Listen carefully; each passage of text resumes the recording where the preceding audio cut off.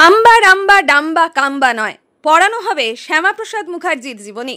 বর্ধমানে সে এমনই মন্তব্য বিরোধী দলনেতা শুভেন্দু অধিকারীর। ডক্টর শ্যামাপ্রসাদ মুখার্জির ১২৫তম জন্মজয়ন্তী উপলক্ষে রবিবার বর্ধমানে বিজেপির জেলা কার্যালয়ে এক বিশেষ কর্মসূচিতে যোগ দিতে আসেন রাজ্যের বিরোধী দলনেতা শুভেন্দু অধিকারী। এই অনুষ্ঠানে তিনি ডক্টর শ্যামাপ্রসাদ মুখার্জির আবক্ষ মূর্তির উন্মোচন করেন এবং রক্তদান শিবিরে অংশ নেন।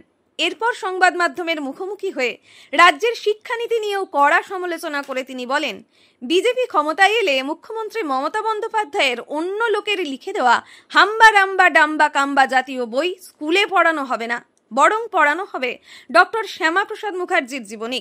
প্রতিটি স্কুল, কলেজ ও অফিসে শ্যামাপ্রসাদ মুখার্জির ছবি প্রতিষ্ঠা করা হবে। তিনি আরও বলেন, মমতা বন্দ্যোপাধ্যায় সারদা, রোজভ্যালির ধাঁচে প্রাইভেট কলেজ আর প্রতিষ্ঠান খুলে দিচ্ছেন। টাকা দাও, ভর্তি হও, আর সরকারি স্কুলে তালা ঝুলছে। আমরা ক্ষমতায় এলে শুধু পাঠ্য বই নয়, বাঙালি হিন্দুদের দুরবস্থারও বদল ঘটানো হবে। বীরভূমের প্রাক্তন তৃণমূল নেতা অনুব্রত মণ্ডলের সোশ্যাল মিডিয়া পোস্ট প্রসঙ্গে প্রশ্ন উঠলে শুভেন্দু অধিকারীর জবাব, উনি কে? ওনাকে আপনারাই তুলে ধরছেন, অনুব্রতকে বয়কট করুন। বর্ধমানে তৃণমূলের জয়ের প্রসঙ্গে বিরোধী দলনেতার অভিযোগ, গতবার প্রথমত ভোটই হয়নি, দ্বিতীয়ত গুনতে দেয়নি। আমরা 4টি আসন জিতেছিলাম, কিন্তু গণনায় লুট হয়েছে। লোকসভাতেও ব্যাপক লুট হয়েছিল। এবার কি হবে সেটা পরে দেখা যাবে। এই অনুষ্ঠানে শুভেন্দু অধিকারীর পাশাপাশি উপস্থিত ছিলেন দুর্গাপুরের বিধায়ক লক্ষণ ঘোরই, পূর্ব বর্ধমান জেলা বিজেপি সভাপতি অভিজিৎ দাস সহ অন্যান্য বিজেপি নেতৃত্ব। আজকে লজ্জা লাগে পশ্চিম বাংলার শিক্ষা ব্যবস্থাকে, এই পশ্চিম বাংলার যে মুখ্যমন্ত্রী কিভাবে ধ্বংস করছেন। এই গত 6 মাসে 8,200 স্কুল পশ্চিম বাংলায় বন্ধ করলো এই সরকার, এবং কোন বাড়ির ছেলে মেয়েকে আপনারা সরকারি স্কুলে আর পাঠাচ্ছেন না। মমতা বন্দ্যোপাধ্যায় সেই সারদা, রোজভ্যালির মতো এখন প্রাইভেট কলেজ আর প্রতিষ্ঠান গড়ে দিচ্ছেন চারিদিকে। টাকা দাও, স্কুলে ভর্তি হও, আর সরকারি স্কুলে তালা লাগাও।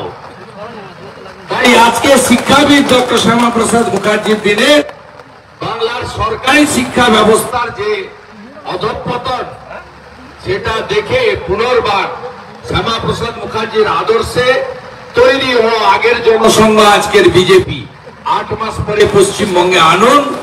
আমরা এপাং ওপাং ঝপাং পড়াবো না, আমরা ডক্টর শ্যামাপ্রসাদ মুখার্জির জীবনী স্কুলে স্কুলে পড়াবো। আমরা মুখ্যমন্ত্রীর অন্য লোকের লিখে দেওয়া সমস্ত বই হাম্বা রাম্বা কাম্বা ডাম্বা এগুলো স্কুলে পড়াবো না, আমরা ডক্টর শ্যামাপ্রসাদ মুখার্জির জীবনী পড়াবো। আমরা ডক্টর শ্যামাপ্রসাদ মুখার্জির ছবি স্কুলে, কলেজে, অফিসে প্রতিষ্ঠা করব।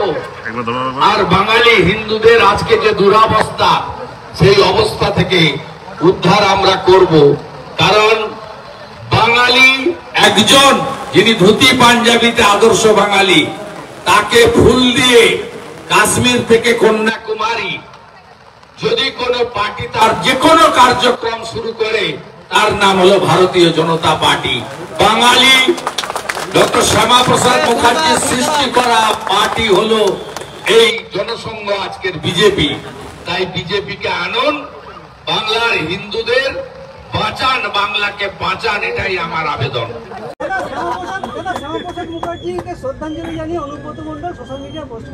উনিকে এই যে আপনারা তৈরি করছেন এই সমস্ত আজে বাজে লোক, কালকে বোলপুরের আইসিয়া তার মাকে বলেছে, এরপরে আপনার মাকে স্ত্রীকে বলবে।